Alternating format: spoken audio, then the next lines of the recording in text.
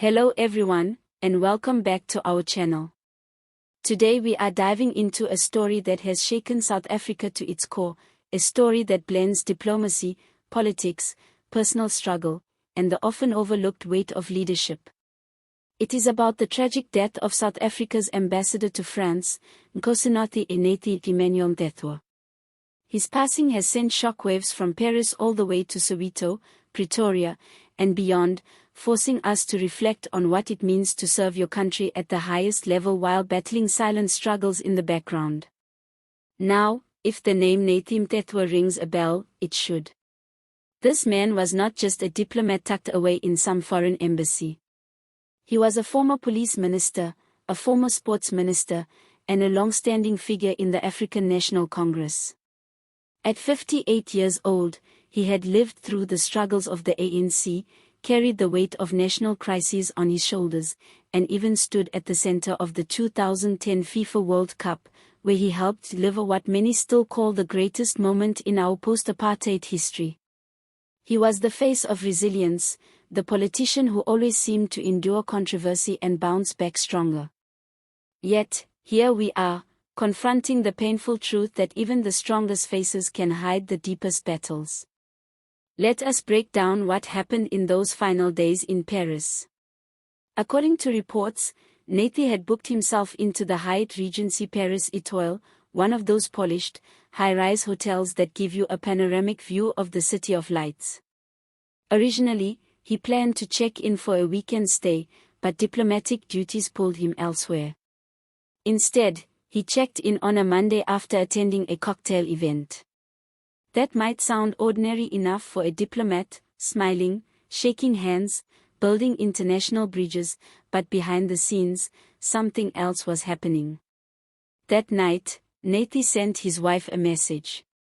Not a quick update or a routine check-in, but a heartbreaking apology. The kind of message that suggests despair, exhaustion, and a man standing at the edge of his limits. Hours later, a guard found his lifeless body in the courtyard.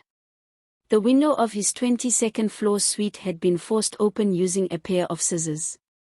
No struggle. No drugs. Just silence.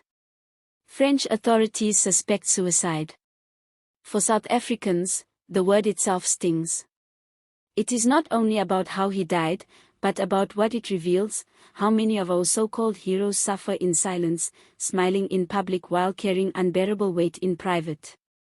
Think about it, Nathi Mthethwa had navigated some of the toughest jobs in South African politics. As police minister, he faced the Marikana massacre in 2012, an event that will forever haunt our democracy. As sports minister, he was tasked with keeping national pride alive while managing the messy politics of South African sport. And in Paris, he was tasked with promoting South Africa's culture, trade, and diplomacy in a country where international politics are no child's play. He was often described as tough, resilient, even stubborn, but it seems that toughness came at a cost. This story also opens a painful conversation about mental health, particularly among leaders and diplomats. Too often, we imagine these figures as bulletproof. We forget that when they leave home to represent South Africa abroad, they are cut off from their families, their friends, their communities, and often left to deal with isolation in high-pressure roles. Imagine juggling state dinners, international negotiations, and constant scrutiny while sitting alone in a hotel room thousands of kilometers from home. Isolation can creep in, and despair can feel louder than the applause at official events. President Cyril Ramaphosa has already expressed his grief, calling this a moment of deep sorrow for the nation. But beyond the official condolences and state tributes, South Africans are left asking uncomfortable questions.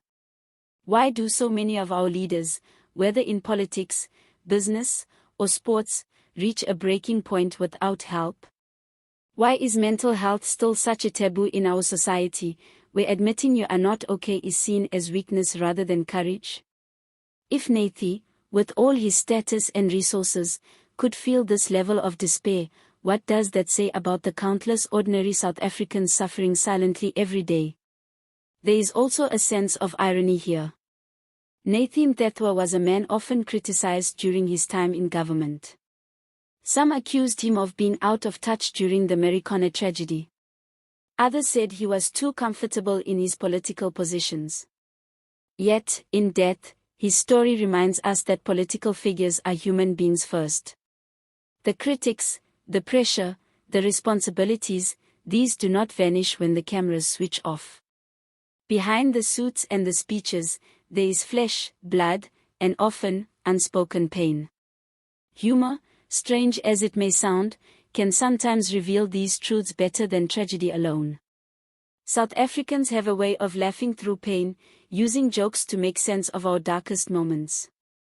And one cannot help but wonder, if Nathi were alive, would he have chuckled at the irony of making it through Marikana, through Parliament, through endless cabinet reshuffles, only to meet his end not in the rough streets of Johannesburg but in a luxury Paris hotel room with a pair of scissors? It almost sounds like a twisted political satire, except this time, it is painfully real. And so, what do we take from this? Nathi's death is not only a personal tragedy for his family or a political loss for the ANC. It is a national moment of reckoning. We must start to take mental health seriously, not only in speeches but in action. Our leaders, our diplomats, and our ordinary citizens deserve systems of support that recognize the invisible wounds that stress, isolation, and pressure can inflict. If South Africa can rally behind a World Cup, surely we can rally behind the idea that no one should fall silently in despair.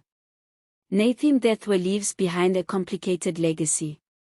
He was not perfect, far from it, but he was a fighter, a man who carried South Africa's image on his shoulders in multiple arenas. From the police stations of Soweto to the stadiums of 2010, from the halls of Parliament to the embassies of Europe, his life touched many corners of our national story. His death in Paris reminds us that greatness does not make you invincible, and that resilience without care can become a burden too heavy to bear. As we mourn, let us not only grieve but also learn.